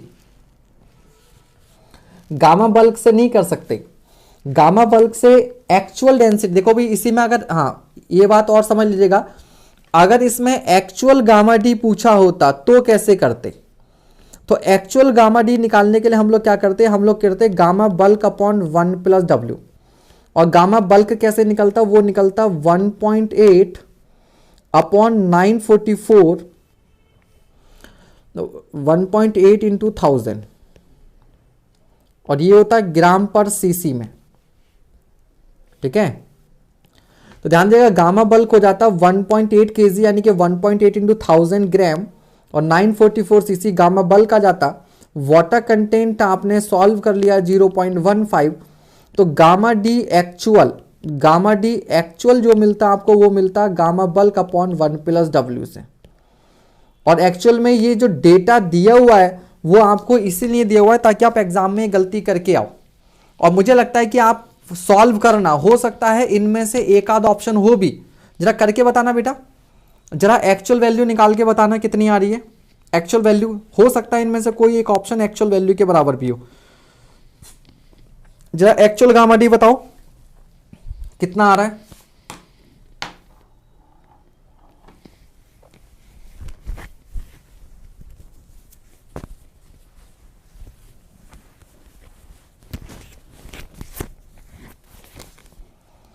Actual gamma D कितना आ रहा है जरा बताना कोई सॉल्व करके।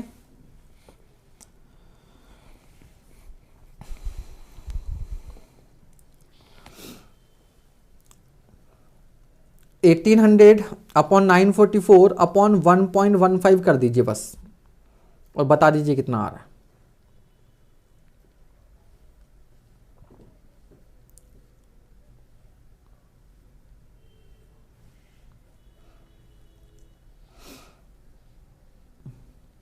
अरे बताओ भाई, इतना टाइम लगा रहे हो, इतने में तो मैं ही सॉल्व कर लेता। 1.65 1.65 यानी कि वो हमारा किस में है, ग्राम पर सीसी में। तो उसको अगर हम कन्वर्ट करेंगे तो सी ऑप्शन आपका आंसर आ जाएगा सी। इसका मतलब दे रखा है ना, तो यानी कि ये वाला ऑप्शन आपका बन जाएगा वेरी क्लोज। ठीक है, ग्राम पर सीसी में निकाला है ना, उसको आप 9.81 से मल्टीप्लाई कर दीजिएगा या 10 से करो फॉर एग्जांपल, तो यही बनेगा ना। तो ये इसीलिए दिया हुआ था ताकि आप में से कुछ बच्चे गलती कर सकते हैं, क्योंकि यही प्रोसीजर होता है कि गामा बल्क निकालते हैं 1 + W से डिवाइड करते हैं गामा डी। ये स्टैंडर्ड प्रॉक्टर टेस्ट का आपका जो है वो स्टैंडर्ड प्रोसीजर है, इसी तरह से सॉल्व होता है। बट हमें ध्यान में रखना है कि हमसे थ्योरेटिकल मैक्सिमम वैल्यू पूछी है, उसके लिए हमें ये करना पड़ेगा, हमें ये करना पड़ेगा। ठीक है, बात समझ में आ गई। तो ये गेट है, वो जानबूझ के इस तरीके की हरकत करते हैं। क्लियर हो गया कि नहीं हुआ? ठीक है, तो ये गलती मत कर दीजिएगा एग्जाम में। अगला सवाल,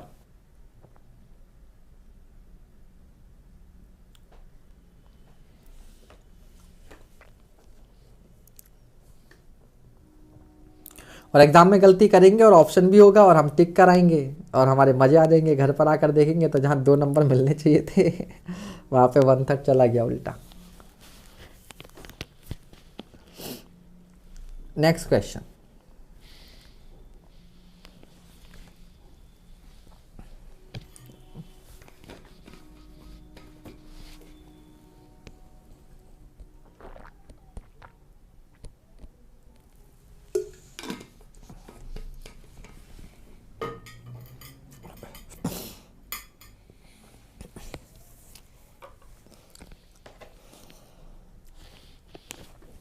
ये क्वेश्चन आपके लिए थोड़ा सा मुश्किल होगा, ये क्वेश्चन थोड़ा सा मुश्किल होगा, आपको मुझे ही करवाना पड़ेगा। अगर किसी ने पहले से ना कर रखा हो तो अलग बात है। हाँ, दिलीप का आंसर आ गया क्योंकि पहले से कर रखा है।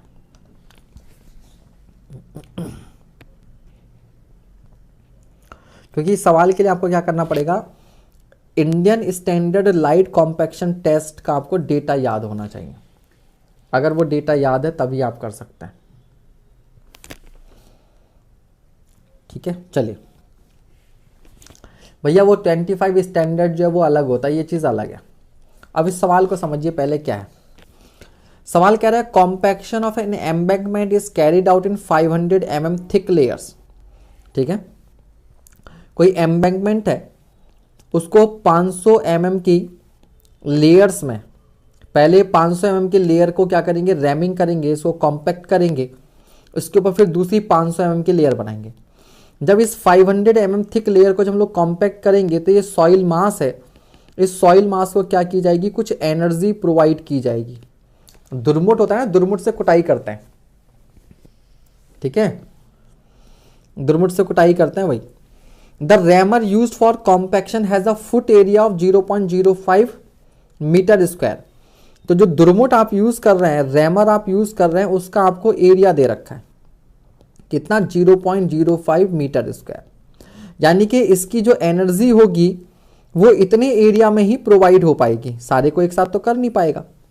ठीक है भाई, चलो। And the energy imparted in every drop of rammer is 400 newton metre. जब हम इसे हर बार ऊपर से नीचे गिराएंगे तो 400 न्यूटन मीटर की एनर्जी एक बार में क्या करेगा, सॉइल को प्रोवाइड करेगा। ठीक है, assuming 50% more energy in each pass over the compact area due to overlap. तो क्या होता है, जब दुर्मुट से हम लोग सॉइल की कुटाई करते हैं, इसको कॉम्पैक्ट करते हैं, तो ये कुछ एरिया ओवरलैप करता है। मतलब कि जैसे यहां पर हमने पहली बार में इसको कॉम्पैक्ट किया, तो जब अगली बार उसको उठाकर गिराएंगे तो ये वाला एरिया क्या हो जाएगा, ओवरलैप कर जाएगा। इसी तरह से इधर क्या हो जाएगा, ये वाला एरिया ओवरलैप कर जाएगा, इधर क्या हो जाएगा, ये एरिया ओवरलैप कर जाएगा। तो जहां पर एक बार ऑलरेडी कॉम्पैक्शन हो गया वहां पे फिर से दोबारा एनर्जी मिल जाएगी। तो इस वजह से 50% एक्स्ट्रा एनर्जी मिलेगी हर बार के रैमिंग में। The number of passes required to developed compactive energy equivalent to Indian standard light compaction for each layer. ठीक है, तो हमें क्या करना है, कितनी बार, मान लो एन नंबर ऑफ टाइम हमने क्या किया, दुर्मुट को उठाया और नीचे छोड़ा, उठाया और नीचे छोड़ा, मतलब रैमर को हमने यूज किया। तो अगर एन नंबर ऑफ टाइम में इसको यूज करता हूं तो एन की वैल्यू बतानी है सच दैट इस वाले केस में एनर्जी और इंडियन स्टैंडर्ड केस में एनर्जी दोनों में क्या हो, सेम हो, दोनों में क्या हो, सेम हो।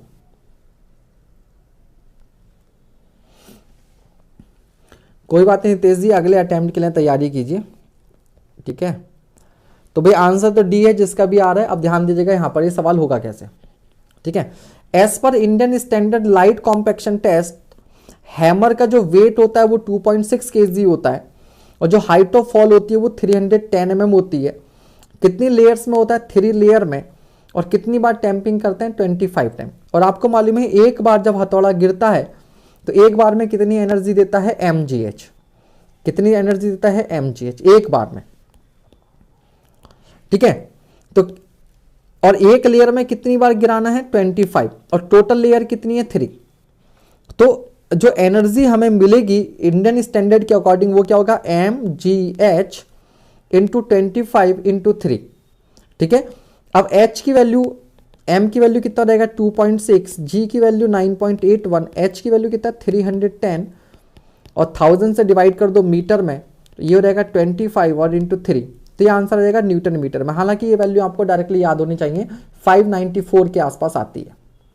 ये वैल्यू आपको डायरेक्टली याद होनी चाहिए। ठीक है, ठीक है भाई, तो ये इंडियन स्टैंडर्ड के लिए। बट प्रॉब्लम यहां पर ये है कि इतनी ये जो एनर्जी दी जाती है वो 1000 cc वॉल्यूम को दी जाती है, जबकि वहां जो एनर्जी दी जा रही है वो 0.05 मीटर स्क्वायर इंटू 500 अपॉन 1000 को प्रोवाइड किया, मतलब बहुत ज्यादा सॉइल को। तो हमें सॉइल का अमाउंट क्या करना पड़ेगा, कांस्टेंट रखना पड़ेगा। यूनिट क्वांटिटी ऑफ सॉइल के लिए वहां की एनर्जी और यूनिट क्वांटिटी ऑफ सॉइल के लिए आपका इंडियन स्टैंडर्ड टेस्ट की एनर्जी, उन दोनों को इक्वेट करेंगे। ठीक है, तो देखिए ध्यान से कितनी एनर्जी प्रोवाइड हो रही है, तो mgh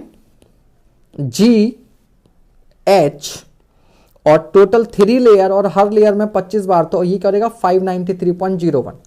तो 593.01 ये आप याद कर लो, 593 आ गया। ठीक है, ये हो गया आपका स्टैंडर्ड प्रॉक्टर टेस्ट। ये कितने के लिए, this energy is given to 1000 cc, 1007 centimetre cube मिट्टी को इतनी एनर्जी दी गई है। अब ध्यान दीजिएगा, for embankment compaction the volume of soil covered by rammer.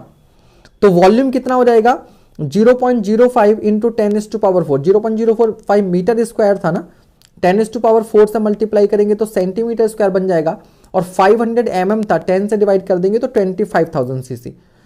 तो एम्बैंकमेंट की जो सॉइल है वो 25,000 cc है, जबकि जो माउल्ट का जो साइज था इंडियन स्टैंडर्ड का वो केवल 1000 cc था। दोनों में ये फर्क रहेगा, इसलिए दोनों की एनर्जी कभी बराबर नहीं हो सकती जब तक आप सॉइल का अमाउंट फिक्स ना कर दो ना। बस केवल एक यही पॉइंट इसमें समझने वाला था, बाकी सारे इजी थे। अब देखिएगा, energy important in each case.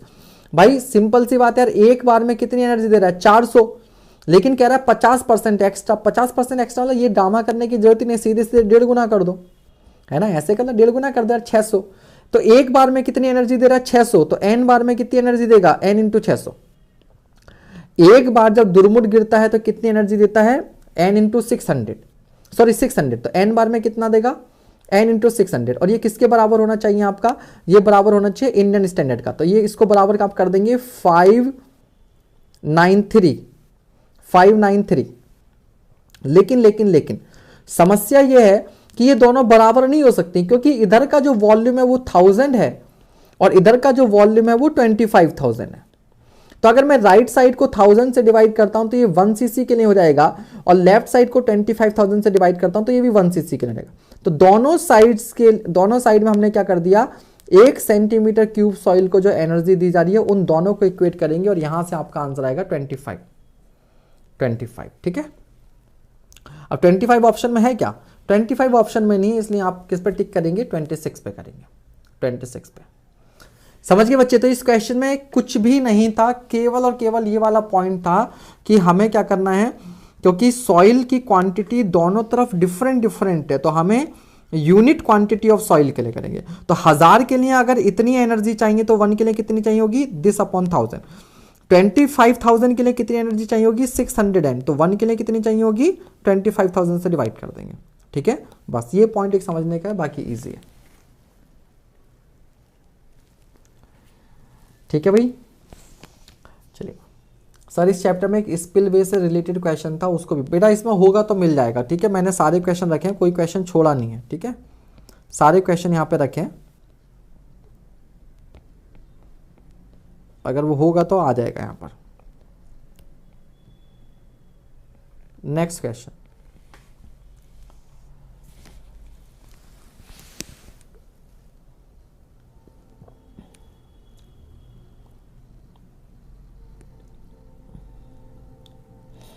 वो भी कर सकते हैं। अभी प्रताप जी बात है कि वॉल्यूम के रेशो से मल्टीप्लाई कर दो, बट ये सबसे इजी तरीका होता है बच्चों वाला। 5वीं क्लास, तीसरी चौथी क्लास में हम करते थे ना, 20 पेंसिल अगर 40 रुपए के तो एक पेंसिल कितने की होगी, सिंपल सा वही किया है ना। यूनिटरी मेथड हमेशा इजी होता है। क्लास बेटा 8:30 तक चलेगा, 8:30 तक क्लास रहेगी आपके पास। उसके बाद हम मिलेंगे 9:30 पर, उसके बाद हम मिलेंगे 9:30 पर।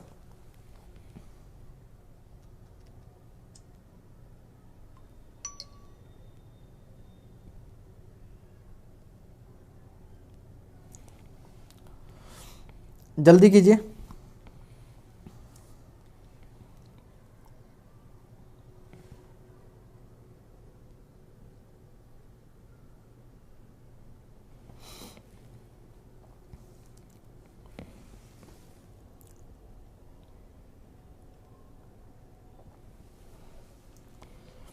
A cohesive soil yields a maximum dye density of 1.8 gram per cc at an OMC of 16% during a standard Proctor test। तो गामा डी आपको दे रखा है 1.8 ग्राम पर सीसी, और जो मॉइस्चर कंटेंट आपको दिया हुआ है वो दिया है 16%। इसका मतलब W कितना था, 0.16 during a standard Proctor test. और G की वैल्यू कितनी दे रखी है, 2.65। What is the degree of saturation, आपसे S की वैल्यू पूछा हुआ है। फिर कह रहा है what is the maximum dry density, it can be further compacted to. ठीक है,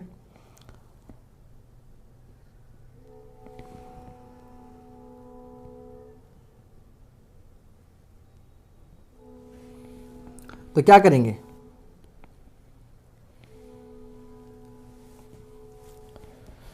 गामा डी इजिकल्स टू लगा दिए भैया G gamma W upon 1 plus ई।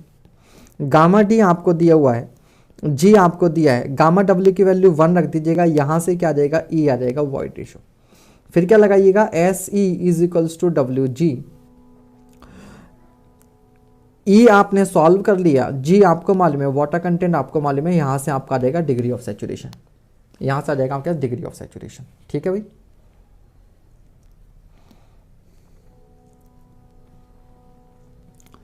क्लियर हो गया। ठीक है, अब क्या करना है, थ्योरेटिकल गामा डी मैक्स के लिए ये क्या था आपके पास, G gamma W upon 1 plus WG। सीधे फॉर्मूला लगाइए यहां पर, G gamma W upon 1 plus W। क्यों, क्योंकि आपको बताया था, आपको याद होगा कि for theoretical maximum dry density water content same रहता है।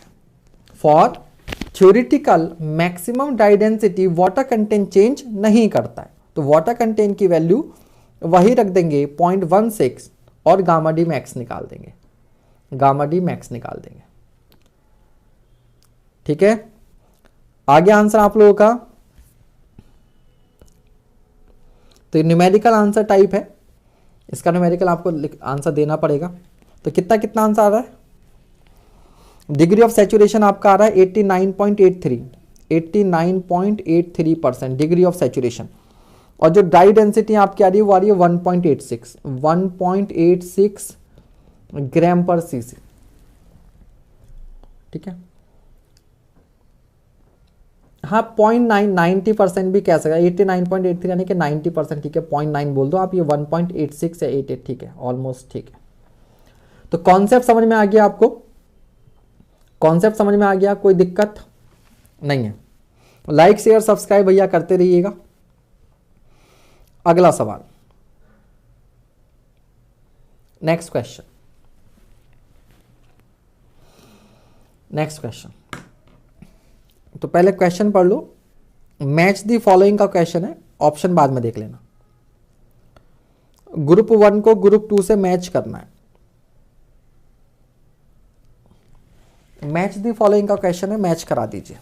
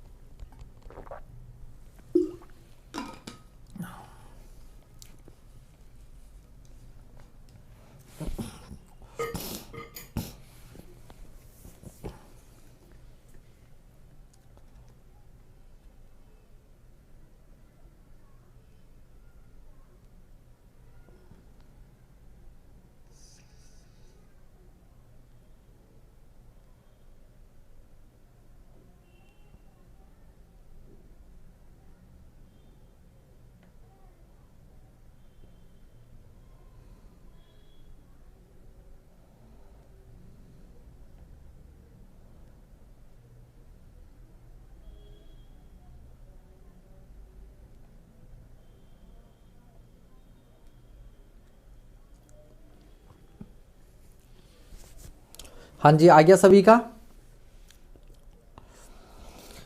तो regain of strength with time, तो ये तो थिक्सोट्रॉपी होता है, तो पी किससे मैच करेगा, 3 से। Loss of strength due to cyclic loading, boiling, liquefaction, sensitivity. तो loss of strength due to cyclic loading जो होता है बेटा, वो होता है आपका लिक्विफेक्शन 2। इसको समझो कैसे, आप गीली रेत हो, कहीं पर गीली रेत हो, उस गीली रेत को अपने हाथ से हल्का सा थपथपाना, गीली रेत को जब अपने हाथ से थपथपाओगे, ठीक है, हाथ से थपथपाना मतलब जब बार बार हाथ उस पर पड़ेगा तो आप क्या देखेंगे कि ऊपर सरफेस पर मॉइस्चर आ जाएगा। ठीक है, तो जब हम हाथ से उस गीली रेत को थपथपाएंगे तो क्या होगा, मॉइस्चर सरफेस पर आ जाएगा। मॉइस्चर सरफेस पर क्यों आ रहा है, क्योंकि वहां पर पोर वाटर प्रेशर डेवलप हो रहा है, और उस पोर वाटर प्रेशर के डेवलपमेंट की वजह से वाटर ऊपर आ जा रहा है, क्योंकि प्रेशर जब लगेगा तो वाटर मूव करना चाहेगा। और आपको मालूम है जब पोर वाटर प्रेशर डेवलप करता है तो इफेक्टिव स्ट्रेस क्या होती है, डिक्रीज करती है। जितना ज़्यादा पोर वाटर प्रेशर, इफेक्टिव स्ट्रेस उतनी ही कम होगी। और बेटा जब इफेक्टिव स्ट्रेस डिक्रीज करेगी तो tau is equal to sigma bar 10 plus c से शेयर स्ट्रेंथ डिक्रीज कर जाएगी, और इस तरह से क्या हो जाएगा, उसकी फेलियर हो जाएगी। इसको हम बोलते हैं लिक्विफेक्शन। ठीक है, तो बड़ा सिंपल सा आप करके देख सकते हैं। फिर होता है loss of strength due to upward seepage, इसको तो सबको मालूम होगा, इसे तो बॉइलिंग बोलते हैं ना। बॉइलिंग क्यों बोलते हैं, तुमने देखा होगा कहीं पर रोड साइड में अगर कहीं पर कोई पाइपलाइन वगैरह फट जाती है, वो एक गड्ढा सा बन जाता है, उस गड्ढे में ऐसा होता है पानी ऊपर को आता है, पानी उबल रहा हो, है ना, उबलता नहीं है लेकिन ऊपर को आता हुआ दिखता है, क्योंकि पीछे से पानी प्रेशर से आ रहा होता है, और उसके साथ सैंड के पार्टिकल्स ऊपर को आते हुए दिखते हैं, तो बॉइलिंग जैसा लगता है, तो boiling. And loss of strength due to remoulding, ये भी आपको मालूम है। सेंसिटिविटी, सेंसिटिविटी जो होती है वो रीमाउल्डिंग में जो लॉस होता है ना, किले का, ये तो हमने खूब किया है ना। अनकन्फाइंड कंप्रेसिव स्ट्रेंथ अपॉन रीमाउल्डेड वाला, ठीक है, या रीमाउल्डेड अपॉन अनकन्फाइंड वाला देख लेना, ठीक है, जो भी। तो 3214 तो 3214 answer should be C, answer should be C. ठीक है जी, चलिए एक सवाल और किया जाए आज। Next question, If the water content of a fully saturated soil mass is 100%, the void ratio of the sample is.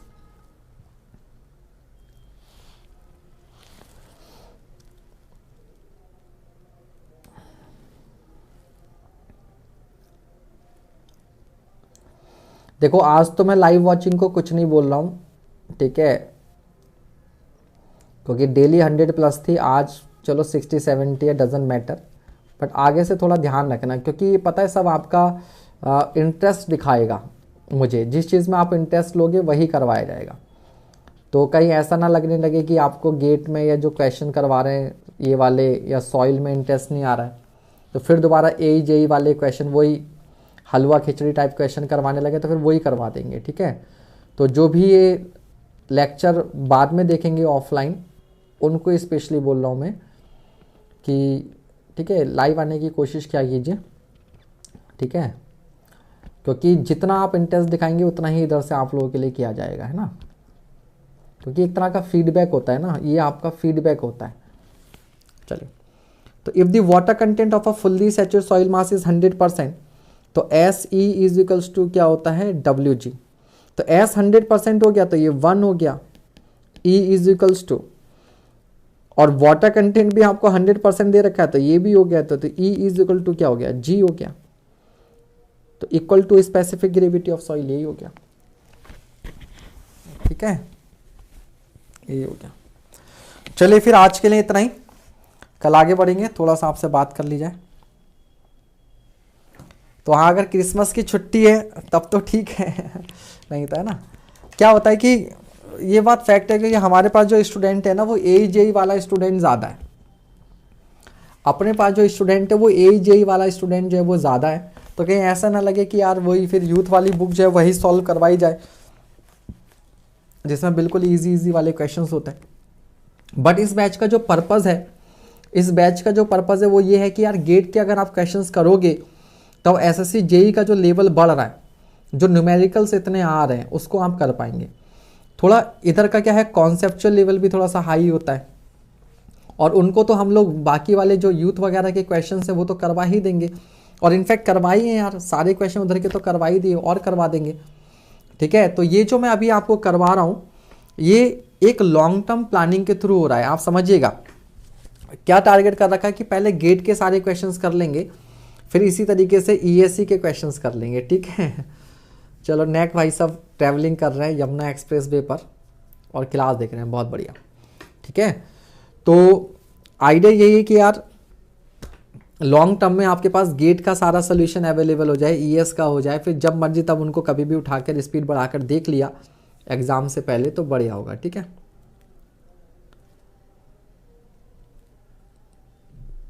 ठीक है, तो और ये क्लासेस आपको हर तरह के एग्जाम में हेल्पफुल रहेंगी, चाहे वो आपका ESC हो, चाहे वो आपका गेट हो, चाहे वो SSC JEE हो, चाहे वो अभी जो नई वैकेंसी आने वाली है AE की उनमें भी, क्योंकि आपने देखा AE के पेपर 1 में, और याद रखिएगा AE के पेपर 1 में भी सॉइल के 20 से ज़्यादा क्वेश्चंस थे, ठीक है, और उसमें कुछ में दिक्कत भी हुई थी आपको, ठीक है,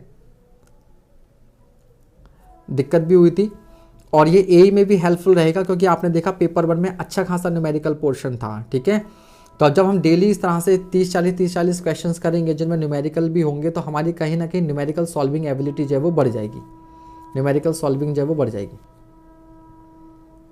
ठीक है। चलो अब हम मिलेंगे 9:30 पर SSC JEE मेंस के लिए। हालांकि वो SSC JEE मेंस नाम है, लेकिन JPSC हो, इंजीनियरिंग सर्विसेज हो, हर जगह काम आएगा। और हम लोग स्टार्ट करेंगे आज ओपन चैनल फ्लो, ठीक है। तो 9:30 पर मिलते हैं, तब तक के लिए इतना ही, थैंक यू ऑल। हाँ बिल्कुल, गेट का फॉर्म भरने ना भरने से कोई फर्क नहीं पड़ता, आप गेट का दो या ना दो, ये क्वेश्चन हर जगह काम आएंगे, ठीक है। और बाकी भैया याद रखिएगा, आप भले से हलवा करते रहो, इजी क्वेश्चंस करते रहो, आपका कॉम्पिटिटर क्या पढ़ रहा है उस पर भी डिपेंड करता है। अपना लेवल हाई रखोगे तो लो लेवल की चीज़ें ऑटोमेटिकली हो जाएंगी, अपना लेवल डाउन करके रखोगे तो भैया ये कंपटीशन है, जो तुमसे ज़्यादा मेहनत करेगा उसका सिलेक्शन हो जाएगा। बहुत से बच्चे मुझे आजकल मैसेज कॉल करके कह रहे हैं सर मैंने तो बहुत मेहनत की, मैं तो पिछले 5 साल से पढ़ रहा हूँ, मैंने तो ये क्वेश्चन किए, मैंने तो वो किए, फिर भी सिलेक्शन नहीं हुआ।